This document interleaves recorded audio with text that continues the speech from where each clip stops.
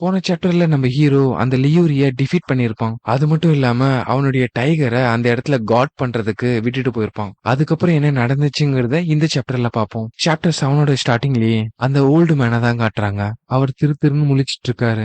யார் இவன், எப்படி இவ்வளவு தூரத்துக்கு வந்தான், அப்படின்னா லியூரிய சர்பாஸ் பண்ணிட்டு தான் இங்க வந்திருக்கானா அப்படின்னு இந்த ஓல்டு மேன் நினைச்சிட்டு இருக்கும்போது அவங்க 2 பேருக்கும் எதிர்க்க ஒரு பேரியர் இருக்கு. எனக்கு தெரிஞ்சு இது லெவல் 1 பேரியர். ஓ, அப்படின்னா உனக்கு இத பத்தி முன்னாடியே தெரியுமா? ஆனா எனக்கு இதுதான் ஃபர்ஸ்ட் டைம். இதுக்கு முன்னாடி இந்த மாதிரி பேரியரை நான் பார்த்ததே இல்ல. பிசிக்கல் அட்டாக்கும் சரி, மேஜிக்கல் அட்டாக்கும் சரி, ரெண்டுமே இந்த பேரியர் மேல ஒர்க் ஆக மாட்டேங்குதுன்னு சொல்ல உடனே ஹீரோவும் அந்த பேரியர் மேல கைய வச்சுட்டேன். இந்த பேரியர்ல மானா ஃப்ளோ ஆனாலும் எல்லாத்துக்குமே ஒரு வீக் பாயிண்ட் இருக்கும். அந்த வீக் பாயிண்ட நான் கண்டுபிடிக்கணும் அப்படின்னு நினைக்கும் போது அவனுக்கு கார்போங்கிற ஒரு வேர்டு வந்து தெரிய வருது. உடனே பின்னாடி திரும்பி அந்த ஓல்டு மேன் கிட்ட இது அழிக்கிறதுக்கு ஒரே ஒரு வழிதான் இருக்கு, ஆனா அதுக்கு ஒரு கண்டிஷன் இருக்கு.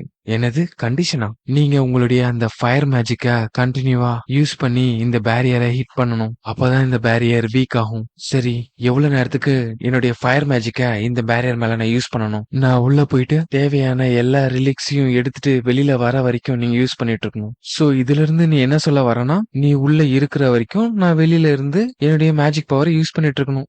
ஏன்னா என்னால உங்க அளவுக்கு மேஜிக் பவரை யூஸ் பண்ணி அந்த பேரியரை வீக் பண்ண முடியாது. எனக்கு நல்லாவே தெரியும் உங்களால என்ன ட்ரஸ்ட் பண்ண முடியாதுன்னு. ஆனா இப்போதைக்கு வேற வழியே இல்ல. இன்னும் கொஞ்ச நேரத்துல விடிஞ்சிரும். நம்மளால வெறும் கை வீசிட்டு இங்க இருந்து போக முடியாது. நான் வேணா அந்த மேப்பை உங்களையே வச்சுக்க விடுறேன். ஏன்னா நான் தேடி வந்தது வேற ஒரு விஷயம். இவன் சொல்றதும் கரெக்ட் தான். ஒண்ணுமே கிடைக்காம என்னால வெறும் கையை வீசிட்டு இங்க இருந்து கிளம்ப முடியாது. உன்னால ப்ராமிஸ் பண்ண முடியுமா அந்த மேப்பை என்கிட்ட கொடுத்துருவேன்னு? கண்டிப்பா. என்னால ஹை ரேங்கிங் மேஜிக் பவரை யூஸ் பண்ற ஒருத்தரை எனிமி ஆக்கிக்க முடியாது. இதை கேட்ட அந்த ஓல்டு மேனும் நமக்கு இதை விட்டா வேற ஆப்ஷனும் இல்ல, இவனை நம்பிதான் ஆகணும். வெரி வெல், இந்த வாட்டி நான் உன்னை நம்புறேன். இதை கேட்டு நம்ம ஹீரோவும் இந்த விஷயத்த உங்ககிட்ட விட்டுட்டு போறேன் கிராண்ட்பான்னு சொல்ல இதை கேட்ட அந்த ஓல்டு மேனும் என்னோட பெஸ்ட்டை நான் கொடுக்குறேன்னு சொல்லிட்டு அவருடைய ஃபயர் மேஜிக்கை வச்சு அந்த பேரியரை தாறுமாற அட்டாக் பண்றாரு. இதே நேரத்துல நம்ம ஹீரோவும் நான் உள்ள போக வேண்டிய நேரம் வந்துருச்சுன்னு சொல்லிட்டு பார்ப்போங்கிற அந்த விட மனசுக்குள்ள நினைச்சுக்கிட்டு உள்ள போறான். அந்த ஓல்டு மேனும் சீக்கிரமா எல்லாத்தையும் முடியும்னு சொல்ல ஆல்ரைட், நானும் என்னுடைய பெஸ்ட்டை ட்ரை பண்ணதான் போறேன்னு சொல்லிட்டு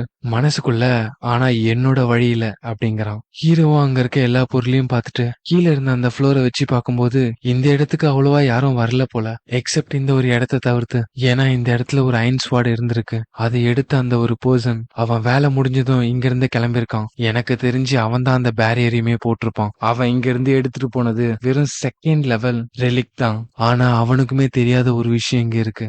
ஏன்னா அதை நான் கண்டுபிடிச்சிட்டேன் அப்படின்னு ஹீரோ சொல்ல அவனோட சிஸ்டம்ல நீங்க டி ரேங்க்ல இருக்க சாங் பேங் டியாங்கோ அப்படின்னு சொல்லக்கூடிய அந்த காலத்து காயினா கண்டுபிடிக்கிறான். என்னுடைய பர்சனல் இன்ஹெரண்ட் எபிலிட்டிக்கான இந்த லாஸ்ட் பசில் பீஸ் இதுதான். இதை வச்சு என்னால மோஸ்ட் பவர்ஃபுல் ஸ்கில்ல உருவாக்க முடியும்.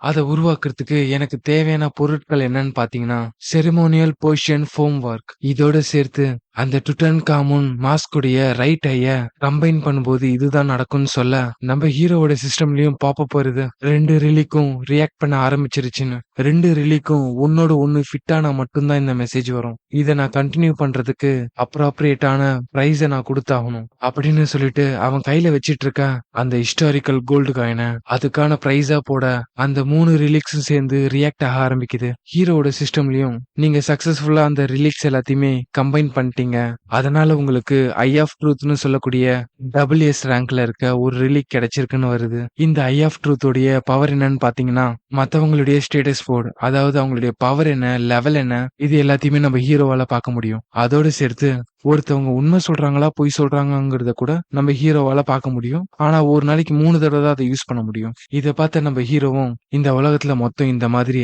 5 கண்கள் இருக்கு, ஆனா அதுல இந்த ஐ ஆஃப் ட்ரூத் தான் பெஸ்ட். ஆனா நான் இந்த இடத்துக்கு வந்ததுக்கு இன்னொரு ரீசனும் இருக்கு அப்படின்னு நம்ம ஹீரோ சொல்ல நம்ம ஹீரோக்கு ஒரு ஹிடன் கொஸ்டும் சிஸ்டம்ல வருது. நீங்க கம்பைன் பண்ண அந்த 3 ரெலிக்குமே பி ரேங்க்கும் அதுக்கும் கீழேயும் தான் இருந்துச்சு. ஆனா நீங்க அதை வச்சு எஸ் ரேங்க் ஐட்டத்தை உருவாக்குனதுனால நீங்க எல்லா ரெக்குவயர்மெண்ட்டையும் மீட் பண்ணிட்டீங்க அப்படின்னு சிஸ்டம்ல வர இந்த உலகத்துல இருக்க நிறைய பேருடைய எபிலிட்டிய காப்பி பண்ணி ஸ்டோர் பண்ணி அதை விட பெட்டரான ஒரு ஸ்கில்ல உருவாக்குறது தான் இந்த டவர் ஆஃப் ட்ரையல்ஸ்ல ஸ்ட்ராங் ஆகுறதுக்கு ஒரே வழி. இதுதான் என்னுடைய சீக்ரெட்டான வெப்பன். ஹீரோட சிஸ்டம்லயும் இன்னரண்ட் எபிலிட்டி சொல்லக்கூடிய ஃபியூஷன் பவரை நீங்க அப்டெயின் பண்ணிட்டீங்கன்னு வருது. ஹீரோவோட அந்த ஃபியூஷன் எபிலிட்டின்னு சொல்லக்கூடியது அளக்கவே முடியாத அளவுக்கு ரொம்ப பவர்ஃபுல்லானது. இதனால நம்ம ஹீரோவுக்கு ஒரு ஸ்பெசிபிக் கொஸ்டுமே கிடைக்கும். அத நம்ம ஹீரோ கம்ப்ளீட் பண்ணிட்டானா ஆப்பனன்ட்டோடைய எபிலிட்டிய இவனால காப்பியும் பண்ண முடியும். மெமரி ஆஃப் வேர்ல்டுன்னு சொல்லக்கூடிய அந்த புக்ல ஸ்டோர் பண்ணியே வைக்க முடியும். அந்த காப்பி பண்ற பவரை வேற ஒரு எபிலிட்டியோட ஃபியூஸ் பண்ணா அது இன்னுமே பவர்ஃபுல்லா மாறும். உடனே வெளியில இருக்க அந்த ஓல்டு மேனும் வேலை முடிஞ்சிருச்சுன்னா சீக்கிரம் வெளியே வா, என்னால ரொம்ப நேரத்துக்கு இப்படியே ஹோல்ட் பண்ண முடியாது. இத பார்த்த நம்ம ஹீரோவும் லெட்ஸ் சி வெளியில இருக்க அந்த ஓல்டு மேன் ஸ்கில்ல காப்பி பண்றதுக்கு நான் என்ன பண்ணணும்னு பார்க்கலாம். உடனே அதுக்கான கொஸ்டும் நம்ம ஹீரோட சிஸ்டம்ல அப்பியர் ஆகுது. இந்த ஓல்டு மேன் எப்பயுமே அவருடைய ஃபீலிங்ஸ அந்த மாஸ்க்கு பின்னாடி ஹைட் பண்ணி வச்சிருக்காரு. அவருடைய உண்மையான முகத்தை வெளியே கொண்டு வந்தா நம்ம ஹீரோவால அவருடைய எபிலிட்டிய காப்பி பண்ண முடியும். நல்லாவே புரிஞ்சுது.